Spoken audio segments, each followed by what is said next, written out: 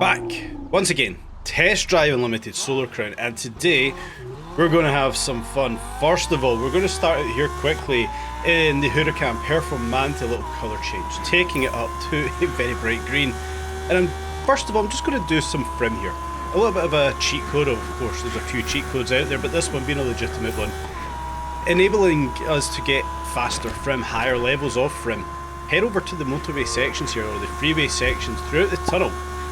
Go up and down this tunnel in the middle of the inside lanes would be the tip here.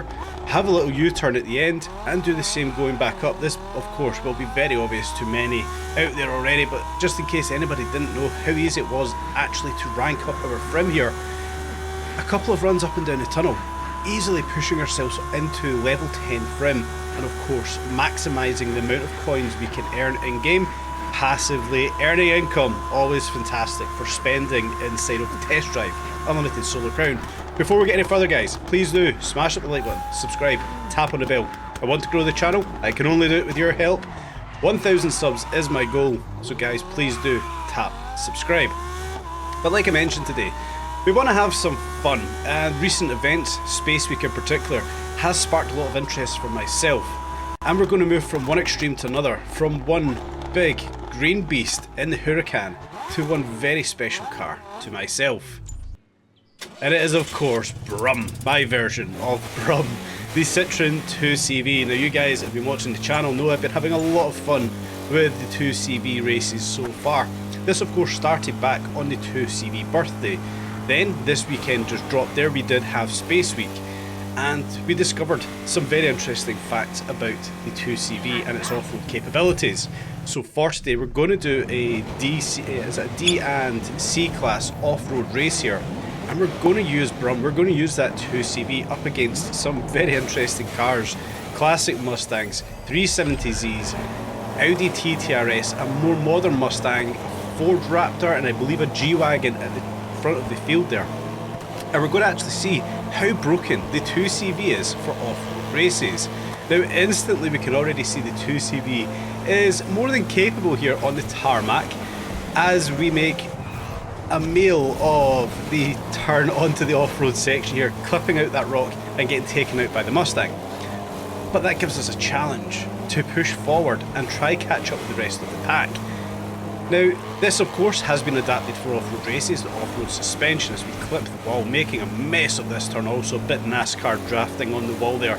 As I mentioned, off-road suspension, off-road tyres, slightly tuning the gearbox to try and get some better traction in these lower gears. But we can already see here that the 2CV is far more than capable than it should be on the tarmac, and more particularly on these off-road sections. Bumping uglies there with the 370Z.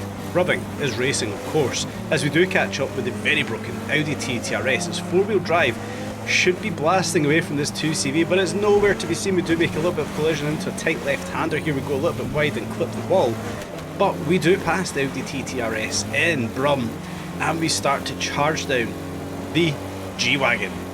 Now, it is unbelievable entertainment here. It's unbelievable amount of fun. How much I've been using the 2CV. Made a few videos on it already, and I'm probably going to make a few more because I cannot get over how much fun it is to drive these cars. And I did mention this when the 2CV birthday came out, that this was a stroke of genius from the game, getting us in these cars that we would never have driven, but realising that they're phenomenally broken as we only just meet that checkpoint. The 2CV here, sitting up in second place after crashing very early in the track. We've already caught up with the pack, and we're actually catching up with first place here as we do try to start to rein in the G-Wagon as we suffer a hell of a lot of understeer. The G-Wagon, as we know, is an awful car on the road, and we do now catch it with the, yes we do, we catch it with the 2CV, and we do take first place right before the checkered line. And this just shows how much fun we can have in this game.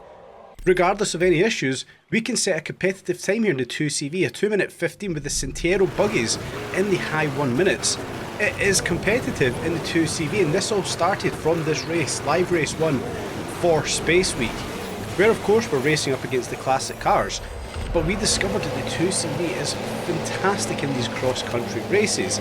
Yes, it's not the best car in the game, we know that, but this is all about having some fun. And tell me a car in this game that you can have more fun as we do hit that Daytona. Tell me a car in this game that you can have more fun than the Citroen 2CV, especially when we make our own decals, our own liveries, and an awful version of the BRUM livery.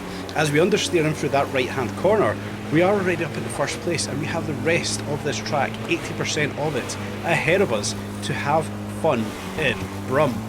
Let me know, guys, have you ventured into the world of 2CVs? Have you been enjoying using some of these other cars, whether it's from the classic 50s to 60s race for Space Week, whether it's a 2CV birthday? Let me know in the comment section. Whilst you're there, once again, tap up the like button and subscribe. We want to grow the channel.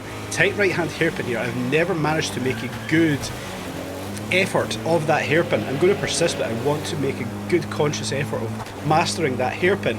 But as we do come back into the off-road section, taking a gamble on that right mounder, we do manage just to stay on 4 wheels. Down the left-hander, managing this off-road track fantastically well, getting good traction. Another right-hand hairpin, we do make a better effort with the elevation change. Now this next section is a lot of fun. We know we can get the power down. A couple of left-handers we have to negotiate, but we can get some power down in the 2CV, dance across this off-road track, and genuinely have a lot of fun. I think you guys can tell from the enthusiasm in the voice in this video, but I think this is an absolute masterstroke from the game.